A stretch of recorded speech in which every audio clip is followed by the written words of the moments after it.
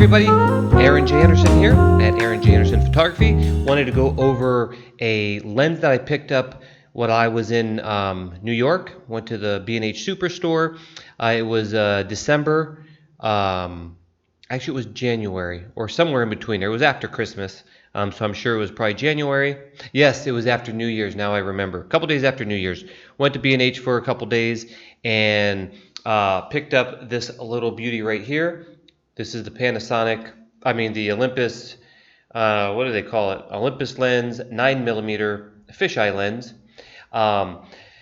This is a really fun lens to use because there's no focus. If this looks like a focus ring, there is no focus ring on it. It's just looks like that. You can't focus it, so it's always in focus.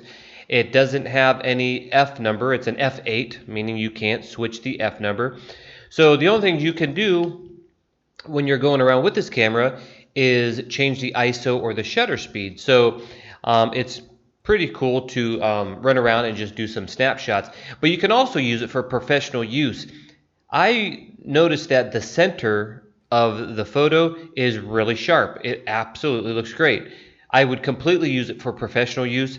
Would I do like a magazine shoot and use that photo? I don't think so, but I would use it for, just different shots, getting wide shots. If you're at a wedding and you just want to get some cool wide shots of everything going on and stuff like that, I think it's great.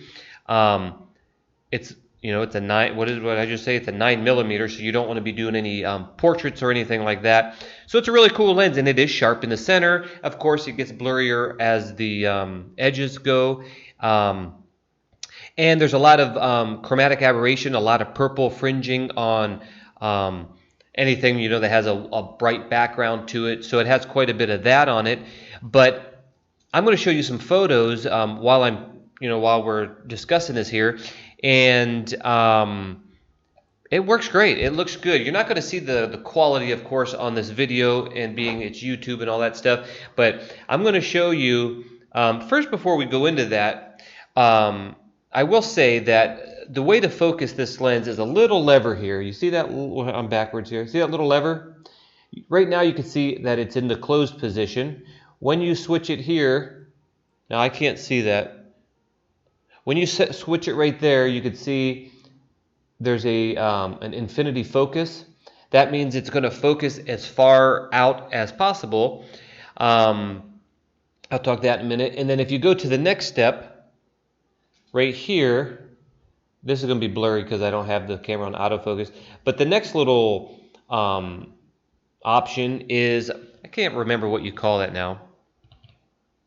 Anyways, when you want everything in focus, there's a mathematical equation you can do to find out how many feet in front of you you should focus at to get everything in focus. I can't remember what that's called at the moment. But that's the one you're probably going to use all the time when you're just shooting stuff.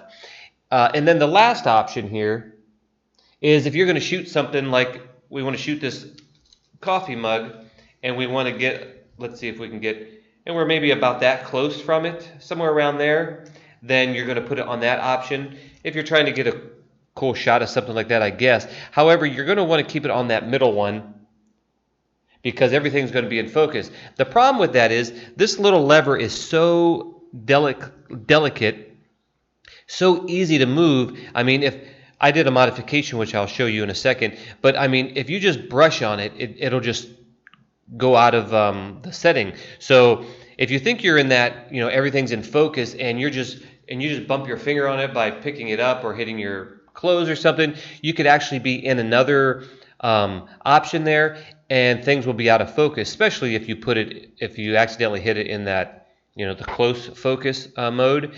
And it happened to me a couple times. So when I got back, I said, I got to figure out a way to make that a little tighter. If you guys have any other ideas to make this harder to turn so you don't accidentally brush it, let me know. But what I did is I should have had this set up, but as usual, I'm flying through this stuff here. Let me show you just what I did on the mod real quick. Actually, I have a video. Here's video. So I took Gorilla Tape, if I can switch me off. I took some Gorilla Tape, as you're going to see here, and Let's hope this doesn't go too long here. You can see I'm trying to make the switch drag on the tape. You're going to see here in a second. Let's try to speed this up. See, I'm putting tape in between the housing and the switch. Just trying to fit it in there. That way the switch will actually drag on something and not just kind of float there like they have it, which is really a bummer. You can see I'm just trying to press the tape up here. You can see I'm pressing the tape, and then I go ahead and I cut it out. We'll go through a couple more of these real quick. And this is just Gorilla Tape because it's black, it's thick, and it sticks really good. So you see I'm just cutting the tape off around. Again, if you guys have a better idea how to do this, you can see I'm just cutting it. It's self-explanatory. And then I cut that up. Let's just see. And you can see now you can see right here, I'm just finishing off stuff here. I didn't even take time to edit these videos. So there it is. But I noticed that it's still not dragging. I clean that up later. It's still not dragging on that because the gap is so big there. So I went ahead and on this one, I put tape on the bottom of the lens. You can see me pushing it here, and it still wasn't dragging enough, so I actually had to put 2 pieces of tape. And I know this isn't going to be very durable because that tape will eventually just come off, I would think. And you see that I'm just slowly cutting it around here. Very slowly. And the lens is only like $80, so it's a very inexpensive lens. Very sharp in the center, and you get some good effects out of it. So you can see there, hopefully I get a close-up.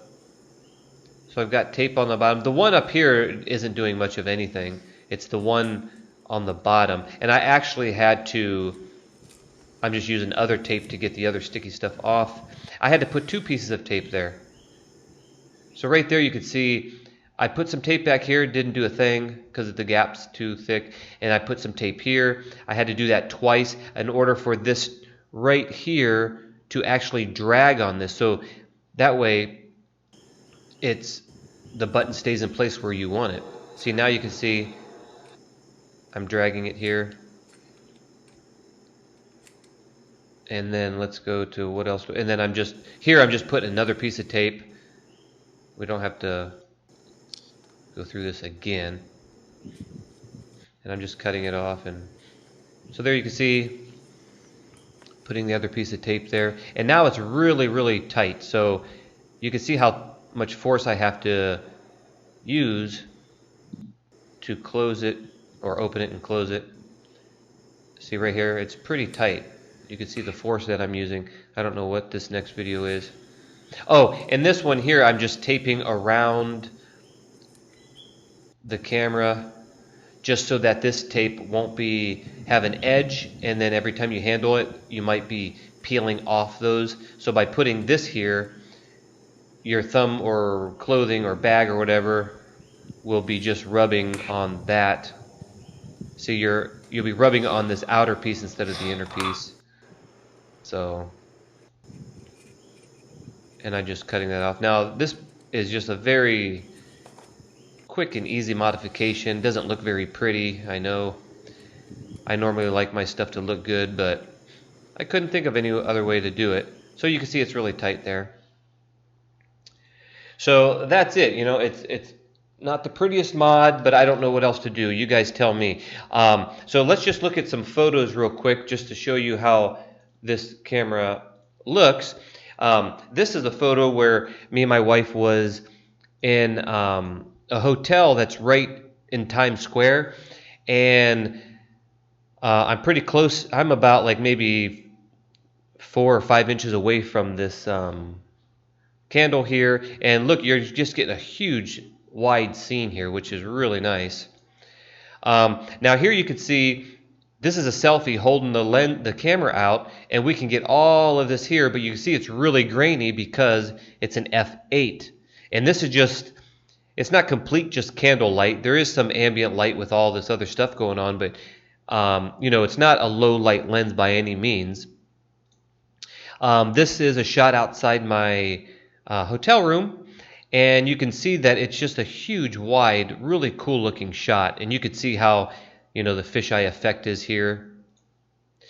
And this is just really like a couple hours after I got the lens, just trying things out. And we're here in Times Square. There's my wife here, and I thought it'd be kind of a cool shot to see if I can get all these buildings in with her standing here. I was maybe, I don't know, just like a foot away from her, which is really cool. Get some really cool looks to it.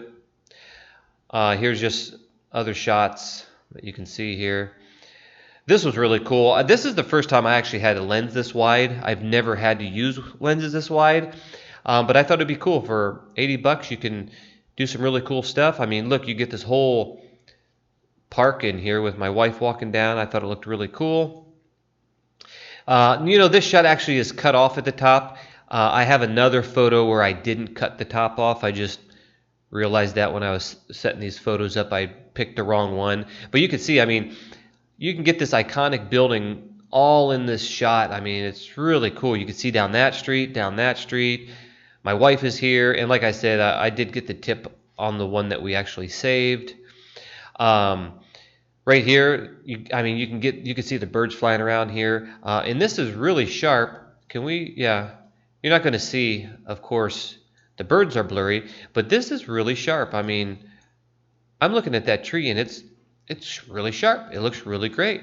I love it, and I got that whole thing in. I'm not even standing that far from this thing. Here's just what it looks like shooting down the street. That's that One World Center building down there. I was walking across the street and took that shot. And then I looked the absolute other way, took that shot. Here's that other structure I took. I just stood right underneath it and pointed straight up. And I could never get that with my other lenses. Here's just another shot. There's Christmas lights on here, and that's the Empire State Building down there. You can see you just get all this info here. You got 18th Street sign. Here's that iconic building. And maybe, I don't know why I chose all the ones where I cut the top off for this video, but I assure you I got the top on a lot of these. I don't know, just wasn't paying attention when I chose them to show you guys. And here's just another Times Square shot. You can see you just get a whole bunch of really wide shot. Now this is just to give you an idea, like if this is at a party I did. This actually isn't the sharpest of shots here. I don't know what happened here. I could have just moved the camera, wasn't holding it still or something. But you can see, I mean, I got this whole venue just by standing in the corner here. Here's the birthday girl here talking to somebody, and I was just wanted to show you this because, well, if this wasn't here, I don't know how to make that disappear. There you go. Oh, how do we get rid of this so you can see? Well, I won't move the cursor, but you can see my feet there at the very bottom, and I left this here just to show you guys that standing on this little 2 foot or a foot and a half cement wall, I can get all that information, all that, what do you call it, the whole shot, and even my feet are there. So you can imagine how wide this lens is. Here's just another shot from all the way up here, from all the way down. Well, I mean, I got the whole venue in, standing inside the same room, really cool. Here in the Japanese garden, by any means, these aren't like the fancy shots. I was just actually trying out the lens to see what kind of shots I can get. And I'm just really low to the ground. Man, my voice keeps going out. Here's another shot. I'm really close to this thing, within a foot. And you can get this really cool shot being that it's wide. And it's really sharp. I mean, you're not going to see this on YouTube, but it's pretty sharp. Here's a bridge. I'm just a couple feet away from this bridge, and I got the whole bridge in. This was just another shot, just being really close to the people here. I'm only like 2 feet away, and I get all this. And then standing in the exact same location, I just stood up and put the camera above my head and shot down. And look, you get, I mean, the ceiling all the way down to the people. So that's what I'm saying. Like, the lens isn't like super good for professional work as far as being sharp from side to edge, and it's only an f8. But to get shots like this, the people I'm sure will like it. This isn't like a super cool shot, but I said, hey, can I get the speaker and everything in? And I did, so it's kind of cool. And again, it's a pretty sharp lens. It's good for these type of moments, you know. And I think that's about it.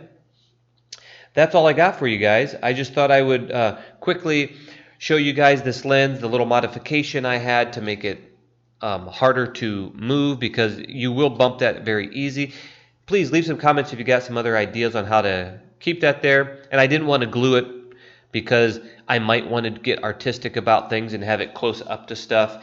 And the way this is built, when you have that open, dirt can get around the lens and get inside the housing, and I don't want that, so I like to keep it closed.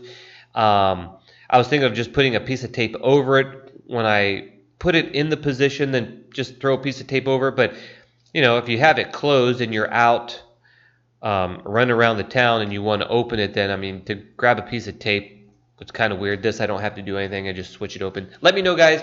Please subscribe to my YouTube channel, thumb this up. Check me out on Instagram at Aaron J. Anderson and Facebook, Aaron J. Anderson Photography, and talk to you next time.